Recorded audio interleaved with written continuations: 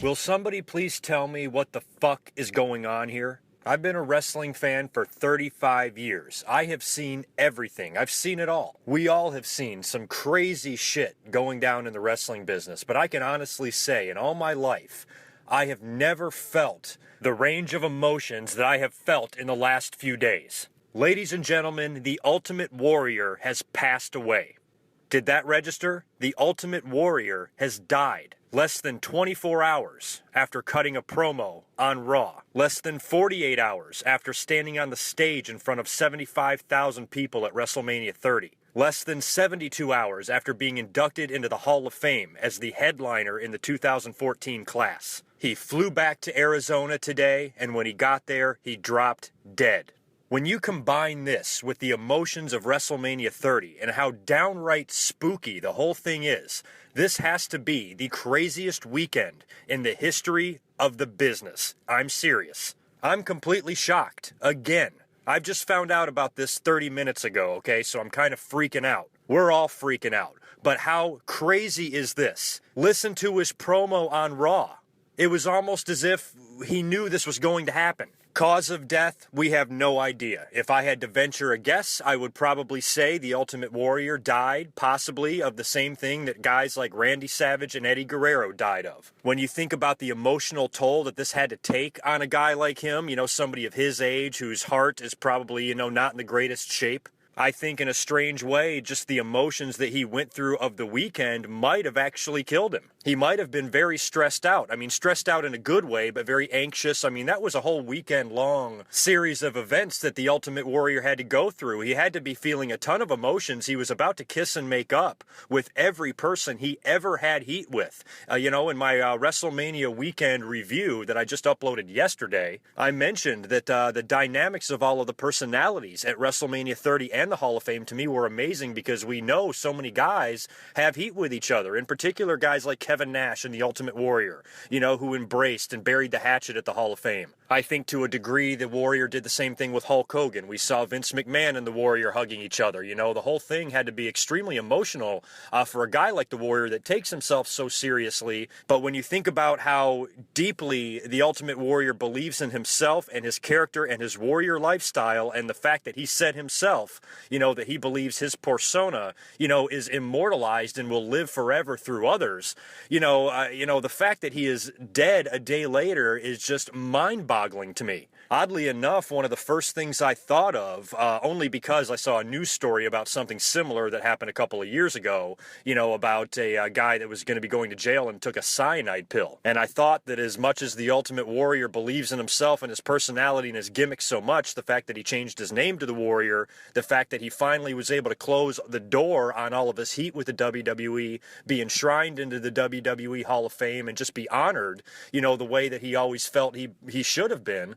I was wondering if he offed himself on purpose just to make everybody remember who the Ultimate Warrior was. But the more I think about that, the man has got a wife, a beautiful wife. He's got 2 young kids. He's not going to do that. I think his family is much more important to him than anything he ever did in professional wrestling. So I don't mean to disrespect the Ultimate Warrior by, speculating that he might have, committed suicide. I really don't believe that he did. I just think he had a very emotional weekend. I think it took its toll on him and his heart. And I think he had an episode and it took his life. And it's a shame. And it's also unbelievable all at the same time. I mean, think of the shock we've gone through this weekend just with our petty WrestleMania storylines. The Undertaker streak comes to an end. Oh no. Kind of seems sort of petty right now, doesn't it? I will never forget the series of events that took place in the last few days, starting with last Saturday night. The emotional roller coaster we were all taken on, the range of emotions we all felt. Think about what we went through at the Hall of Fame with a great WrestleMania 30, the shocking and unbelievable spectacle finish of the Brock Lesnar and Undertaker match, our absolute jubilation for Daniel Bryan finally getting his due, an amazing post-WrestleMania Monday Night Raw that included the Ultimate Warrior returning to Monday Night Raw for the first time in 18 years, and he cut a great promo, put his mask on, and let the fans get to see the old Ultimate Warrior for one last time. He walked out of the ring, went to sleep in his hotel room, woke up, flew home, and died. I have never been more shocked than I am right now. We've been through Owen Hart. We've been through Chris Benoit. We've been through so many things, so many horrible tragedies. And not that this is necessarily a tragedy, because let me tell you something about the Ultimate Warrior. This motherfucker went out in style. I couldn't imagine a better way to go. You know, he went down being the Ultimate Warrior. He went down right after the entire world got to remember exactly who the Ultimate Warrior was. He had an amazing life. He had an amazing career, and he will forever be immortalized as one of the icons in wrestling. I have had my issues with the Ultimate Warrior in the past. I actually feel better that in the last few months since he was announced to be in the Hall of Fame that, I was just kind of lightening up on my opinions of him and realizing that all this shit to be mad about at someone for, crap that happened 15, 20 years ago was ridiculous. It doesn't change the fact how successful and huge a character like the Warrior was, and I was willing to accept him with open arms. I tried to do the same thing with Hogan. And this death has taught me something. You know what? I'm done giving Hogan shit. You know what, Hogan? I may not have liked everything you've done in your life, but I cannot deny what a humongous star you have been for this business. And I'll tell you, this could happen to Hogan tomorrow. He's in the same boat as a lot of these guys. He led the same type of lifestyle, and he's about the same age, if not older, and we might not see Hulk Hogan 10 or 20 years from now. So, I'm glad that the Warrior was able to, just have his moments in the nick of time. He was able to patch everything up with the WWE, get things off of his chest, and really close the book, on his whole career and his whole, basically situation with the WWE, the good, the bad, the ugly, everything that went on with that relationship between himself and the company and Vince and, all of the wrestlers that worked there.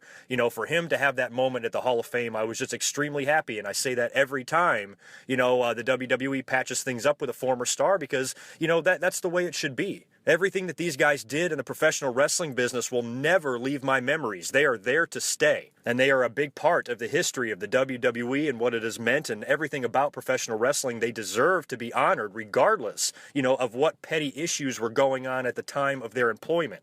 I pass that same advice on to the CENA haters today. You can hate and shit on him all you want, but years from now, you will not be able to deny the significance of a career and a character like John Cena. Mark my words. I am absolutely, completely, and totally shocked right now. I cannot believe the story that I have just read. But you guys, my listeners, you deserve an immediate reaction out of me. This has been such an unbelievable WrestleMania 30 weekend, and it's going to go down in history as one of the most memorable few days, in the history of the business, period. The emotion, the shock, the disbelief that we all went through in these last few days, I will never forget as long as I live. It seems kind of crazy and petty now, but you are still going to get 3 more videos out of me. And I'll go ahead and let the cat out of the bag early and spoil a few things for you. It's going to include the first 2 installments of my new channel feature or my new channel segment, and it's also going to include a small commentary on my 4-year anniversary, which I think is going to be more of a tribute to what a crazy and emotional week it has been, and how my 4-year anniversary of doing commentaries ties in